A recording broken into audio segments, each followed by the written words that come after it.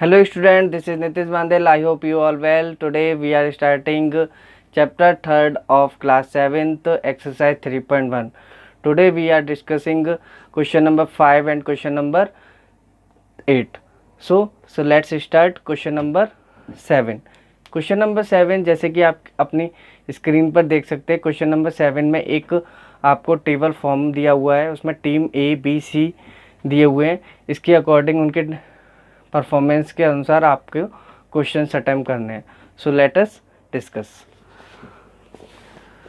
तो इसमें question number 5 में आपको दिया हुआ है प्लेयर दिए हुए हैं, टीम नहीं है, ए बी सी प्लेयर है।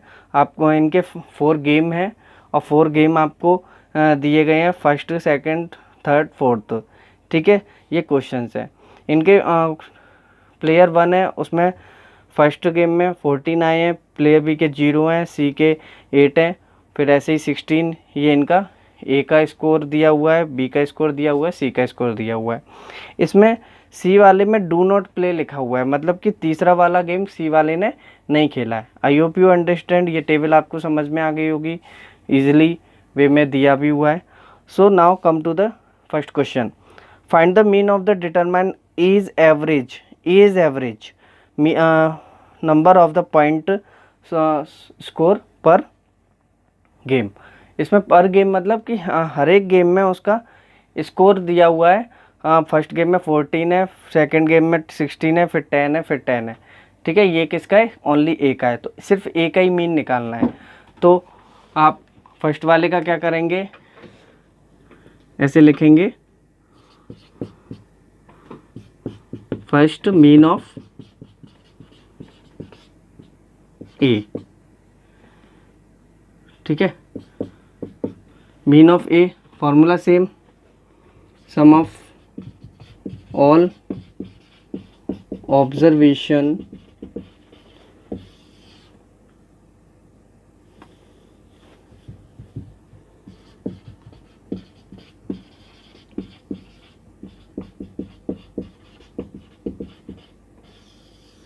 नंबर ऑफ और ऑब्जर्वेशन। ऑब्जर्वेशंस क्या है? 14 plus 16 plus 10 plus 10 upon game कितने खेले गए थे? ओनली 4, तो दिया 4 ऑब्जर्वेशन, तो 4 से डिवाइड दे दी। जोड़ने का सेम तरीका, 10 20 30 40 एंड 6 और 4 10, तो 40 में 50 अपॉन 4 का इसमें डिवाइड दे देंगे, 4 दे देंगे, तो हमारा क्या आएगा? 12.5 आ जाएगा। ठीक है, cutting. So now come to the second question. Second question में आपको ये दिया गया है कि सेकंड क्वेश्चन का आंसर आपका क्या रहेगा कि सेकंड क्वेश्चन में कि to find the mean number of points per game of C वाले ने जितना भी गेम खेले हुए हैं उसका हमको क्या निकालना है कि मीन निकालना है। ठीक है, टू फाइंड मतलब निकालेंगे, तो बोल रहा है would you divide the total points by 3 और 4। मतलब हम जो डिवाइड करते हैं ये, तो उसमें ए ने तो 4 गेम खेले हैं, बी ने भी 4 गेम खेले हैं, सी ने कितने गेम खेले हैं? 4 गेम खेले हैं क्या? 1 पहला खेला है, दूसरा खेला है, तीसरा नहीं खेला है, डू नॉट प्ले लिखा है ना इसमें, तो 4th वाला खेला है, तो इसने 3 गेम खेले हैं। तो हम किससे डिवाइड करेंगे मीन निकालेंगे? तो मीन निकालेंगे तो हम 3 से डिवाइड करेंगे। ठीक है, जो गेम उसने खेला ही नहीं है तो उसका क्या, उसको नहीं काउंट करेंगे। ठीक है, नेक्स्ट थर्ड।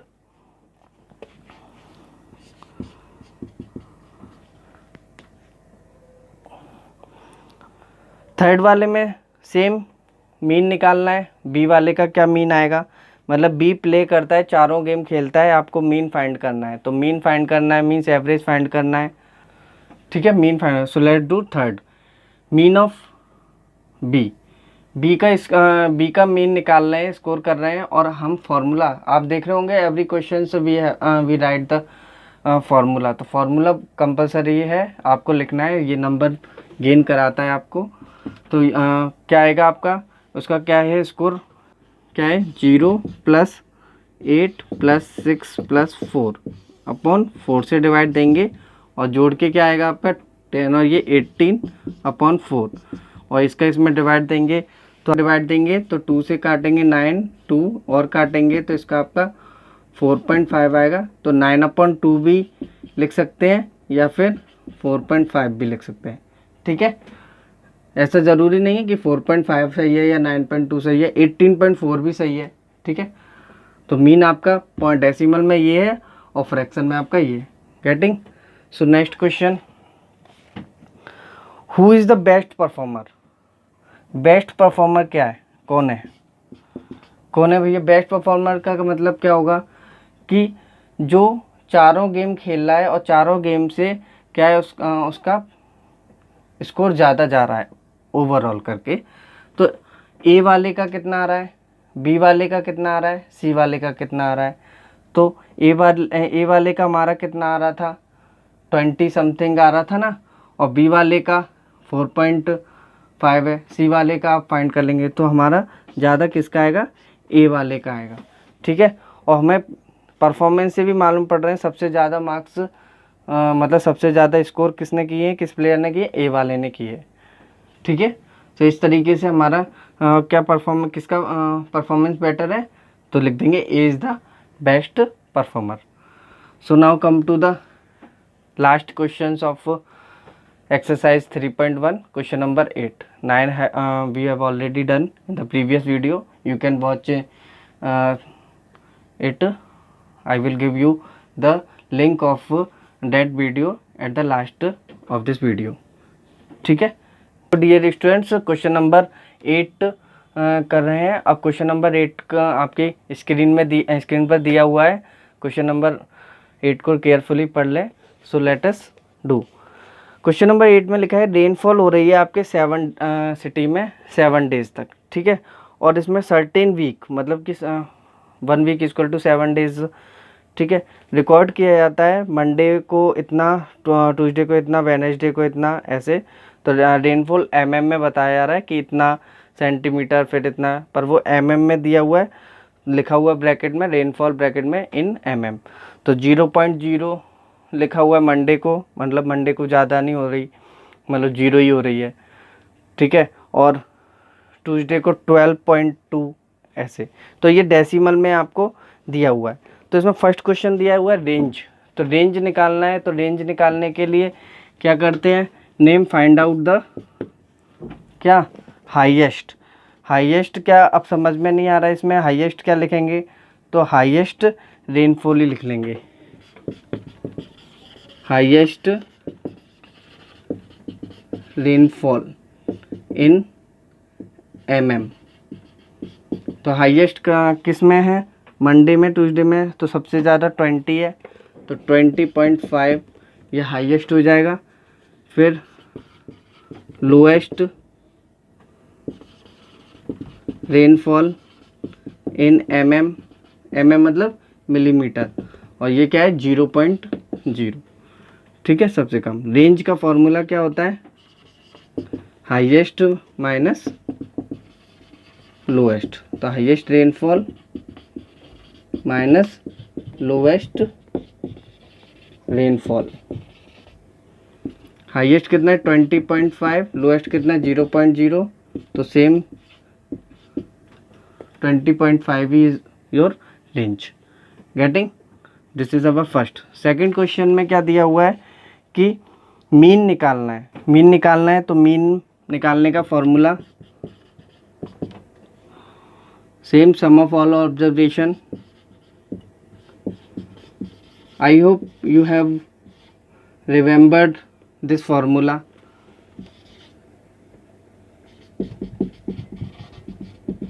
इतनी बार हर क्वेश्चन में यदि आप क्वेश्चन फॉर्मूला लिखेंगे ना, आपको फॉर्मूला ऑटोमेटिक याद हो जाएगा। स्पेशली आपको लिखने की ज़रूरत की या स्पेशली आपको याद करने की ज़रूरत नहीं है कि आप स्पेशल उसके साथ बैठ के, बस आप जब भी क्वेश्चन कर रहे हैं फॉर्मूला ज़रूर लिखें। तो सम करना है, तो 0.0 plus 12.2 plus 2.1 plus 0.0 plus 20.5 plus 5.5 plus 1.0, इन सभी को जोड़ेंगे। कितने होते हैं, 7 डेज है, 7 से डिवाइड दे देंगे। अब जोड़ेंगे तो देखो, जोड़ने का सबको बताते हैं कि कैलकुलेटर्स का यूज़ नहीं करना है, जितना कोशिश करें खुद ही करना है। तो 0.0, पॉइंट के नीचे पॉइंट रखेंगे, ठीक है। पॉइंट के इधर क्या है, 2 है, और इधर क्या है, 12 है, ठीक है। फिर ऐसे नेक्स्ट 0.1, 2.00, 0.5, 20.55,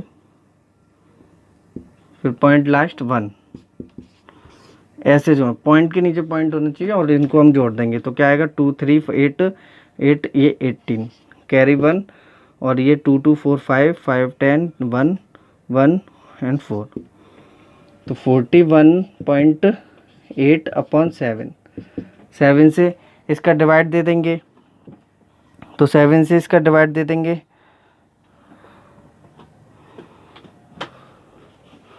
तो क्या आएगा आपका,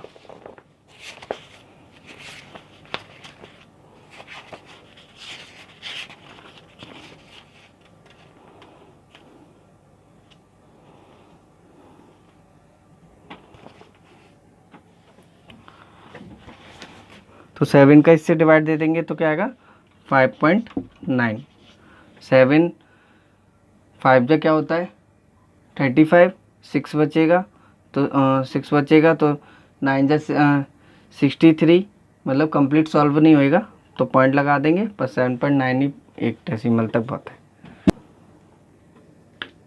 सो लास्ट क्या है हमारा, लास्ट हमारा है थर्ड में सेम क्वेश्चन नंबर 9 की तरह ये नंबर ऑफ क्या बताना है, डेज बताने हैं। नंबर ऑफ डेज में क्या बताना है कि मीन से लेस देन है या मोर देन है, बस इतना थोड़ा ध्यान रखना। तो क्या दिया है, how many days was the rainfall less than the mean rainfall. तो मीन क्या है इतना हमारा ये, और इससे लेस देन पूछा है, तो लेस देन किस किस में है, 1, 2 एंड 3, 4, और भी है क्या 5, ठीक है। तो 1, 2, 3, 4, 5 है, तो यहाँ लिख देंगे 5 डेज, ठीक है। मीन से कितने कम है, 5 डेज है। मोर देन होते तो चेंज हो जाता, 1, 2 only days. Getting? I hope you understand. So dear students, we have completed 3.1. So I hope you understand. If you get true knowledge, so please like and share and comment in the comment box if you have any doubt. Okay, and there are some more videos on our channel that is related to the English grammar, and some other classes we have there. So if in your contact some other students and some other your friends, brothers and sisters, so you can share it also. So thank you and keep learning.